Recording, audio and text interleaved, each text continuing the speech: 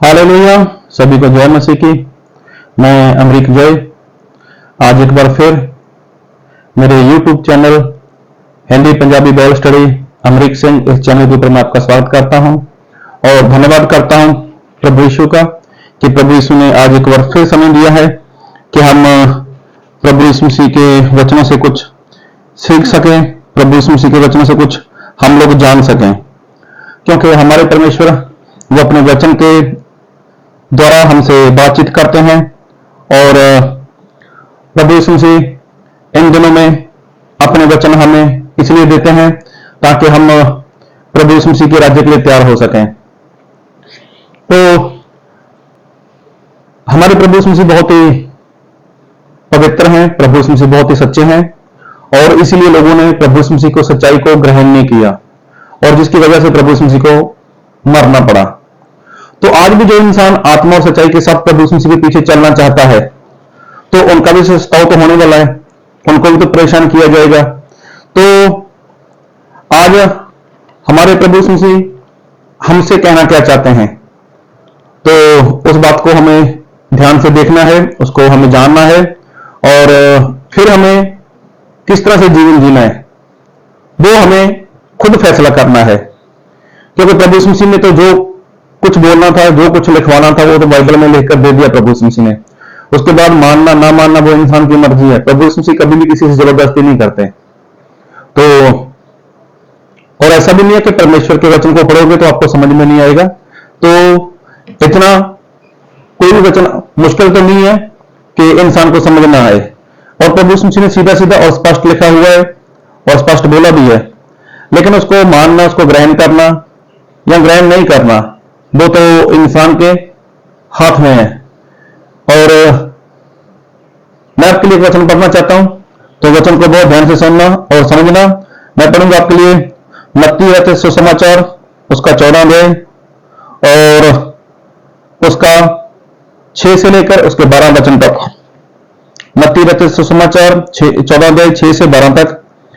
पर जब हेरोदेस का जन्मदिन आया तो हेरोदियास की बेटी ने उत्सव में नाच दिखाकर हेरोदेस को खुश किया। इस पर उसने शपथ खाकर वचन दिया, जो कुछ तू मांगेगी मैं तुझे दूंगा। वह अपनी माता के उकसाने से बोली, यूहन्ना बपतिस्मा देने वाले का सर थाल में यही मुझे मंगवा दे। राजा दुखी हुआ पर अपनी शपथ के और साथ बैठने वालों के कारण आज्ञा दे दी और उसने जेल खाने में लोगों को भेजकर यूहन्ना का सर कटवा दिया और उसका सर थाल में लाया गया और लड़की को दिया गया जिसे वह अपनी मां के पास ले गई। तब यूहन्ना के चेले आए और उसके शव को ले जाकर गाड़ दिया और जाकर यीशु को समाचार दिया।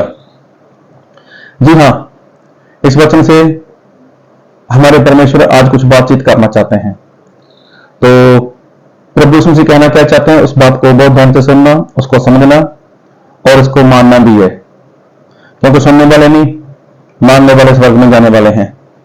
तो देखो यहां पर ऐसा हुआ कि जब प्रभु यीशु मसीह संसार में आए थे तो प्रभु यीशु मसीह के पहले यूहन्ना बपतिस्मा देने वाला वो संसार में था और वो भी प्रभु यीशु मसीह का जो मार्ग था उसको तैयार कर रहा था। चलो हमें उसके बारे में नहीं जानना, लेकिन जो मैं कहना चाहता हूं तो हुआ क्या कि प्रभु यीशु मसीह अपनी सेवा शुरू करे उससे पहले यूहन्ना का मरना वो निश्चित था। तो ऐसा हुआ कि जो यूहन्ना है उसको जेल में डाल दिया गया था। तो जेल में क्यों डाल दिया गया था? उसका कारण यह था कि यूहन्ना ने जो समय का राजा था हेरोदेस उसके ऊपर एक बात बोल दी थी। बात क्या बोल दी थी?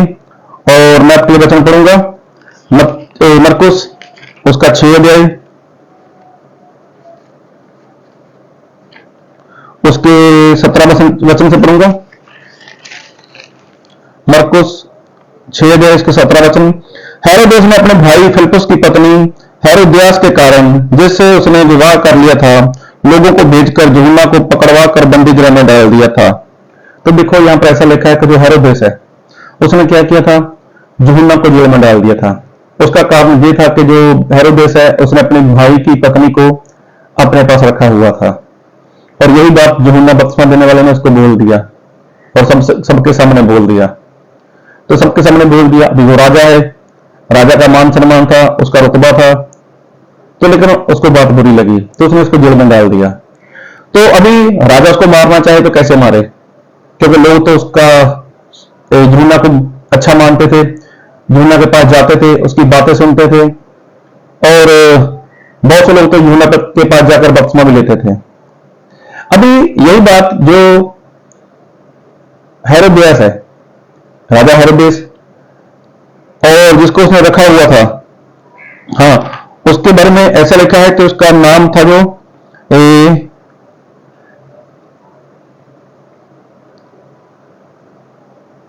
हेरोदियास की बेटी, हाँ, दोनों का नाम मिलता जुलता है इसलिए। तो उसने, उसकी बेटी जवान थी, तो एक बार क्या, उसकी बेटी राजा के महल में गई, राजा के पास गई, तो वहां पर उसने कुछ नाच वगैरह किया, तो राजा बहुत खुश हो गए। तो राजा ने उसको इनाम देना चाहा और बोला जो आपको चाहिए मैं तुझे दूंगा। तो राजा, जो लड़की थी जो खुश हुई थी, उसने अपनी मां के पास गई, उसको पूछा कि मुझे क्या करना चाहिए। तो उसने बोला ऐसा बोलो राजा को, क्योंकि उसने सबके सामने बोल रखा है, और दूसरी बात उसने शपथ खाई हुई है इनाम देने के लिए। तो उसको ऐसा बोल दो कि यूहन्ना है जो बपतिस्मा देने वाला है, जो जेल में बंदी है, मतलब बंदी गृह में है, उसका सर काट कर एक थाली में रखकर वो दे दे। तो चलो, उस लड़की ने राजा को बोल दिया हेरोदेस को कि मुझे यूहन्ना का सर काट कर वो थाली में चाहिए। तो अभी राजा था, पहले तो वो डर गया, लेकिन अभी सोचे क्या करे, क्या, उसकी इज्जत का सवाल था। तो उसने अपनी इज्जत बचाने के लिए उसने यूहन्ना का मतलब जो यूहन्ना बपतिस्मा देने वाला था उसका सर काट दिया, और जिस तरह से उस लड़की ने बोला था वैसा उसने किया। तो मेरा कहने का मतलब क्या है, मैं इसके ऊपर बात क्या करना चाहता हूं, या हमारे परमेश्वर हमें बताना क्या चाहते हैं, समझाना क्या चाहते हैं। तो देखो, यूहन्ना का सर काट दिया, और उसके बारे में ऐसा लिखा है कि मत्ती उसका 14 है, उसके 12 वचन में, तब यूहन्ना के चेले आए और उसके सर को ले जाकर गाड़ दिया और जाकर यीशु को समाचार दिया। तो देखो, प्रभु यीशु मसीह को क्या मिला, उसका समाचार मिला, समाचार मिला, उसका सर काट दिया। तो उसका कारण क्या था, क्योंकि जो मैं पढ़ूंगा मरकुस उसका 6 अध्याय उसका 18 वचन, क्योंकि यूहन्ना ने हेरोदेस से कहा था अपने भाई की पत्नी को रखना तुझे उचित नहीं, इसलिए हेरोदियास उससे बैर रखती थी और यह चाहती थी कि उसे मरवा डाले, परंतु ऐसा ना हो सका। देखो, जो हेरोदियास है, औरत जो हेरोदेस की साथ संबंध बना के रखती थी, उसको इस बात का गुस्सा था कि इसने सबके सामने मेरे ऊपर इतना बड़ा, मतलब इतनी बड़ी मुझे बात बोल दी, तो मेरी तो इज्जत चली जाएगी, लोगों में मान, जो भी। अभी देखो, जो हेरोदियास है उसके अंदर उसके लिए गुस्सा था यूहन्ना बपतिस्मा देने वाले के लिए। तो राजा है हेरोदेस, तो हेरोद, तो देखो उसको भी गुस्सा है, इसलिए उसने बंदी गृह में उसको डाल दिया था। लेकिन जब उसका गला काट दिया यूहन्ना बपतिस्मा देने वाले का, यूहन्ना बपतिस्मा देने वाले का गला काट दिया, उसके बाद क्या हुआ था कि यूहन्ना के चेले आए और उसके सर को ले जाकर गाड़ दिया और जाकर यीशु को समाचार दिया। क्या समाचार दिया कि देखो, यूहन्ना जो बपतिस्मा देने वाला था वो तो जेल में बंदी गृह था, लेकिन उसका सर काट दिया। फिर ऐसा लिखा है मत्ती 14:13 में, जब यीशु ने यह सुना तो वह नाव पर चढ़कर वहां से किसी सुनसान जगह को एकांत में चला गया। तो देखो, फिर आगे लिखा है, लोग यह सुनकर नगर नगर से पैदल ही उसके पीछे हो लिए। अभी जब प्रभु यीशु मसीह को इस बात का पता चला कि जो यूहन्ना बपतिस्मा है उसका गला काट दिया है, तो क्या प्रभु यीशु मसीह के पीछे भीड़ नहीं थी? प्रभु यीशु मसीह के पीछे तो बहुत बड़ी भीड़ थी। क्या प्रभु यीशु मसीह के चेले नहीं थे? प्रभु यीशु मसीह के चेले भी थे, और भी बहुत से लोग प्रभु यीशु मसीह के पीछे आते थे उसकी बात को सुनने के लिए, चंगाई लेने के लिए, वचन को सुनने के लिए। कितने कितने दिनों तक वो यीशु मसीह के पीछे घूमते रहते थे। तो हमारे परमेश्वर हमें कहना क्या चाहते हैं? जब प्रभु यीशु मसीह के सामने उसके चेले यूहन्ना का सर काट दिया गया, ये तब की बात है जब प्रभु यीशु मसीह संसार में थे। सामने वाली बात मैं वो बता रहा हूं। प्रभु यीशु मसीह संसार में थे तब यूहन्ना था जो उसका सर काट दिया। तो प्रभु यीशु मसीह के साथ तो इतने सारे लोग थे। अगर प्रभु यीशु मसीह चाहते तो वो विद्रोह कर सकते थे, अगर प्रभु यीशु मसीह चाहते तो वो प्रोटेस्ट कर सकते थे, लेकिन प्रभु यीशु मसीह ने किया। वो तो राजा हेरोदेस के पास इतनी भीड़ को ले जाकर, अपने चेलों को ले जाकर, उनका आदमी बनकर वो तो उनका विरोध कर सकते थे। तो क्या प्रभु यीशु मसीह ने ऐसा किया? प्रभु यीशु मसीह ने तो ऐसा नहीं किया। प्रभु यीशु मसीह ने ऐसा कुछ भी नहीं किया। लेकिन जब प्रभु यीशु मसीह को पता चला, वो तो वहां से उठे, वो तो उजाड़ में चले गए। तो प्रभु यीशु मसीह ने किसी भी तरह का कोई विरोध नहीं किया। तो क्या आज के विश्वासी लोगों को, आज के मसीह लोगों को ऐसा करना चाहिए? क्या ऐसा विरोध करना चाहिए, प्रोटेस्ट करना चाहिए? जो लोग मसीह के नाम के कारण कोई मारता है, कोई पीटता है, कोई परेशान करता है या कुछ भी करता है, तो क्या उनका विरोध करना चाहिए? ये मैं नहीं बोलता, ये बाइबल में से मैं बात कर रहा हूं। और बाइबल में ऐसा लिखा है, मैं अपने वचन पढ़ूंगा, मत्ती रचित सुसमाचार उसका 5 अध्याय और उसके 10 वचन से। धन्य है वह जो धार्मिकता के कारण सताए जाते हैं, क्योंकि स्वर्ग का राज्य उन्हीं का है। तो बाइबल में तो ऐसा लिखा है, और लिखने वाला भी परमेश्वर का आत्मा है। हाँ, हाथ इंसान का हो सकता है, लेकिन लिखवाने वाला पवित्र आत्मा है, और बोलने वाले वो तो खुद प्रभु यीशु मसीह हैं। कि धन्य है वे जो धार्मिकता के कारण सताए जाते हैं, क्योंकि स्वर्ग का राज्य उन्हीं का है। तो धन्य मतलब आशीषित हैं वो लोग, ब्लेसेड हैं वो लोग। तो जो वर्षों पहले प्रभु यीशु मसीह ने बोल दिया था। और आगे लिखा है 11 में, मत्ती 5 का 11, धन्य हो तुम जब मनुष्य मेरे कारण तुम्हारी निंदा करें और सताएं और झूठ बोलकर तुम्हारे विरुद्ध में सब प्रकार की बुरी बात कहें। 12 में लिखा है, तब आनंदित और मगन होना, क्योंकि तुम्हारे लिए स्वर्ग में बड़ा फल है, इसलिए कि उन्होंने उन भविष्यवक्ताओं को जो तुमसे पहले थे इसी रीति से सताया था। अभी यहां पर लिखा है, धन्य हो तुम, आप, मैं, हम सभी। धन्य हो तुम कि जब तुम्हारे साथ ऐसा हो। ये कोई आपके साथ, अकेले के साथ ऐसा नहीं होने वाला। ये आपसे पहले, मुझसे पहले, हम सबसे पहले जितने भविष्यवक्ता थे उनके साथ ऐसा हुआ है। उनको मारा गया है, उनके ऊपर झूठी बातें बोली गई हैं, उनको परेशान किया गया है, उनको मतलब सताया गया है, उनको सताव हुआ उनका। तो ये कोई नई बात थोड़ी है। तो उन लोगों ने तो विरोध नहीं किया। और एक वचन पढ़ूंगा आपके लिए, प्रेरितों का काम उसका 5 अध्याय उसका 40, 41 और 42 वचन। तब उन्होंने उसकी बात मान ली और प्रेरितों को बुलाकर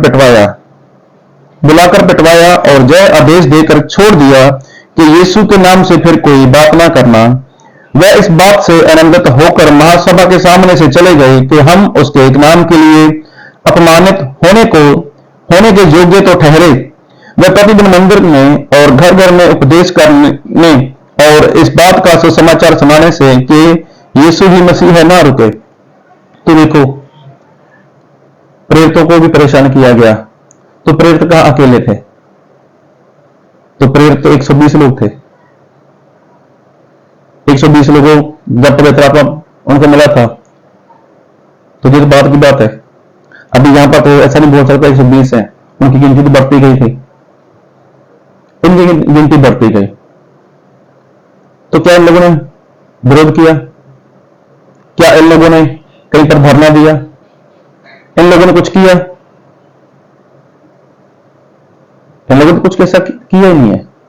लेकिन जो लोग खुश हुए कि मसीह के कारण ऐसा हो रहा है, मसीह के कारण ऐसा हो रहा है, तो आज भी तो हो रहा है।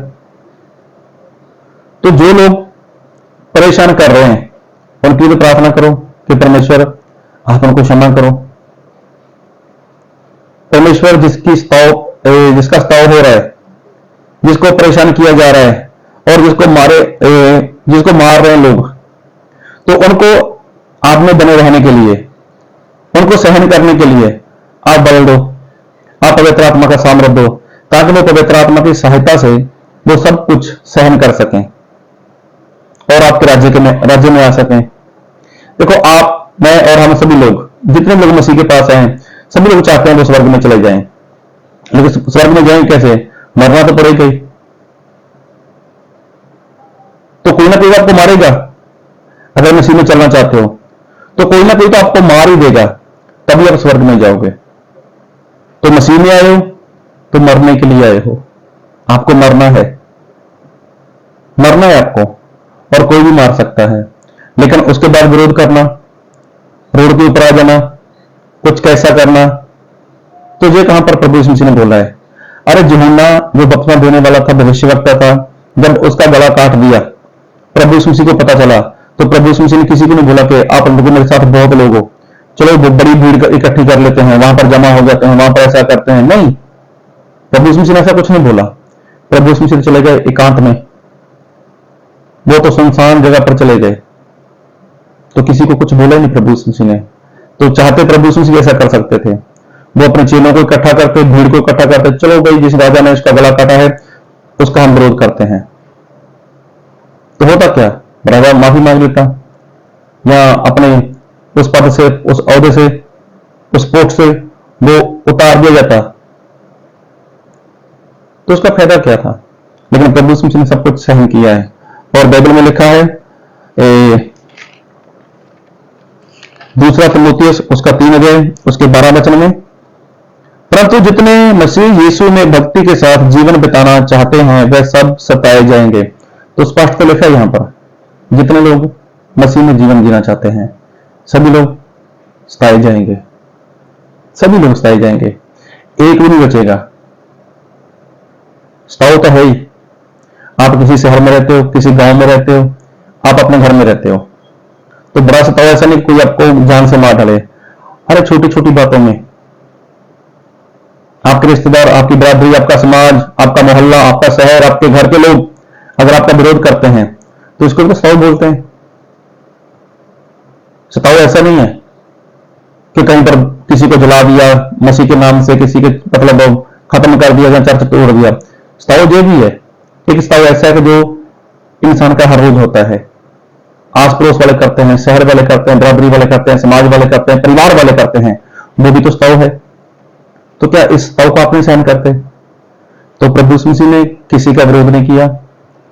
प्रभु यीशु मसीह के सामने यूहन्ना बपतिस्मा देने वाले को खत्म कर दिया गया, तब प्रभु यीशु मसीह ने किसी को कुछ नहीं बोला।